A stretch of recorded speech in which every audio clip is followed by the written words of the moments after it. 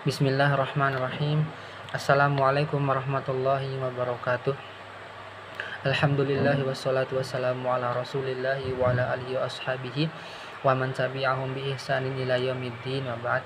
Perkenalkan, nama saya Iskandar Zulkarnain selaku mahasiswa dari Pendidikan Ulama Tarjih Muhammadiyah yang terintegrasi dengan KPI dengan NIM 2021G1C020 yang insyaallah pada kesempatan ini akan menjelaskan materi terkait dengan filsafat dakwah untuk memenuhi tugas UAS.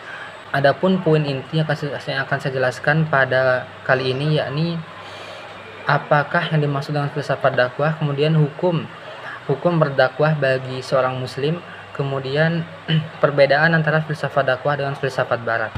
Yang pertama yakni apakah itu filsafat dakwah atau definisi daripada filsafat dakwah. Baik.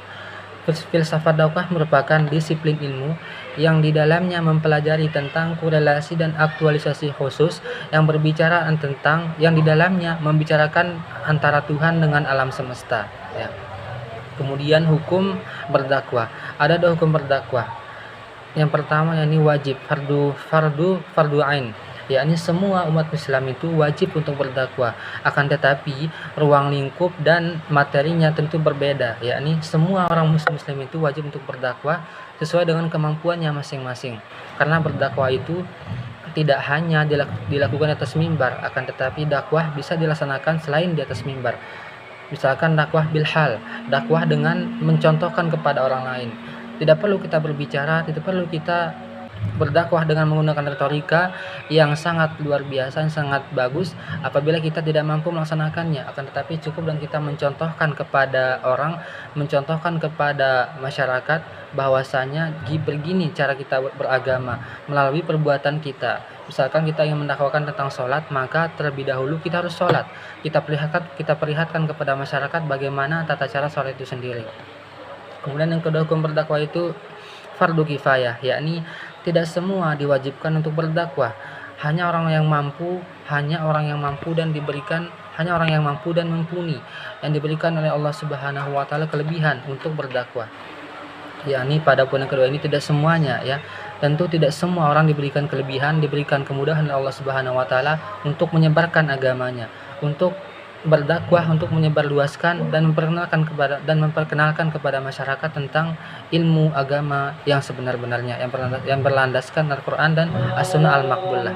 Akan tetapi cukup muslim yang mampu dan diberikan kelebihan saja oleh Allah Subhanahu wa taala. Lalu yang selanjutnya yaitu ketika seorang pendakwah sudah mampu untuk berdakwah, yakni berdakwah sesuai dengan kemampuannya, sesuai dengan ruang lingkup dan batas kemampuannya masing-masing, dan seorang pendakwah yang diberikan kelebihan oleh Allah Subhanahu wa taala untuk berdakwah, untuk mendakwakan agamanya, maka ia harus memiliki 3 poin inti. Ia harus memiliki 3 poin dasar dalam mendakwakan agama kepada masyarakat. Yang pertama yaitu seorang pendakwah itu atau seorang dai itu harus memiliki kecerdasan spiritual, ya. Ia harus memiliki kecerdasan spiritual bagaimana dia menjaga jiwanya, bagaimana dia menyampaikan agama, menyampaikan ilmu ke tengah-tengah masyarakat dengan senantiasa menjaga spiritualnya, sehingga apa yang dia sampaikan dapat sampai kepada mad'u atau objek dakwah.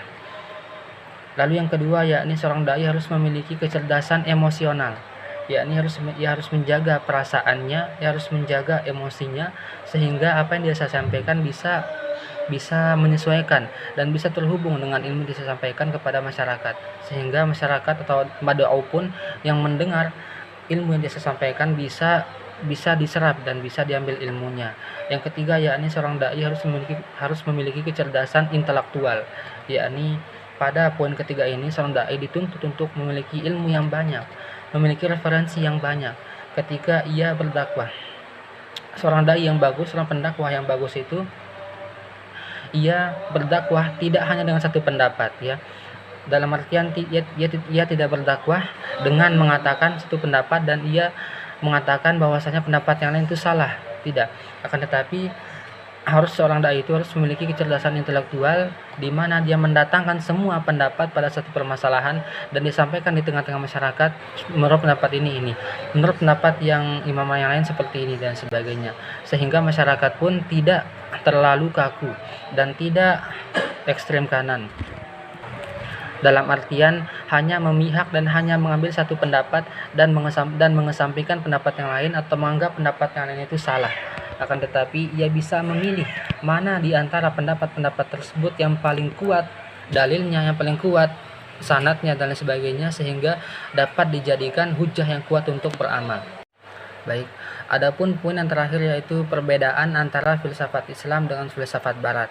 Pada pembahasan filsafat Islam, pada proses pembahasannya ia mesti berkaitan dengan Al-Quran dan As-Sunnah, yakni bagaimana dia menganalogikan masalah, bagaimana dia memikirkan sesuatu itu mesti ada kaitannya dengan Al-Quran dan As-Sunnah, dan tidak boleh keluar daripada dua sumber itu. Misalkan pada pembahasan Ar-Rahmanu 'alal 'arsy istawa atau yadullahi fawqa aydihim. Nah, filsafat Islam di sini tidak boleh menganalogikan, tidak boleh memikirkan sesuatu yang di luar akal manusia. Dalam artian ia tidak boleh memikirkan bagaimana bentuknya, bagaimana rupanya tangan Allah, dan bagaimana sifatnya istiwanya Allah Subhanahu wa taala. Akan tetapi bagaimana menganalogikan hal tersebut meski diambil daripada sumber Al-Qur'an dan As-Sunnah, yakni cukup mengimaninya saja tanpa membagaimanakan, tanpa memikirkan bagaimana bentuk tangan dan wajah Allah Subhanahu wa taala, ya seperti yang dijelaskan pada Al-Qur'an dan As-Sunnah. Kemudian yang kedua, adapun pada pembahasan filsafat Barat, yakni pembahasannya berdasarkan kepada kejadian di alam semesta sebagai landasan kejadiannya, yakni ia sama sekali tidak dalam pemikirannya, ia sama sekali tidak dikaitkan dengan kitab-kitab, akan tetapi ia dikaitkan dengan alam proses yang terjadi di alam semesta, dengan kejadian-kejadian yang terjadi di alam semesta yang menjadi landasan pemikiran dalam ia melakukan ilmu filsafat. Mungkin itu saja yang dapat saya sampaikan. Lebih kurangnya saya mohon maaf. Apabila ada kesalahan mohon dimaafkan. Sekian, wassalamualaikum warahmatullahi wabarakatuh.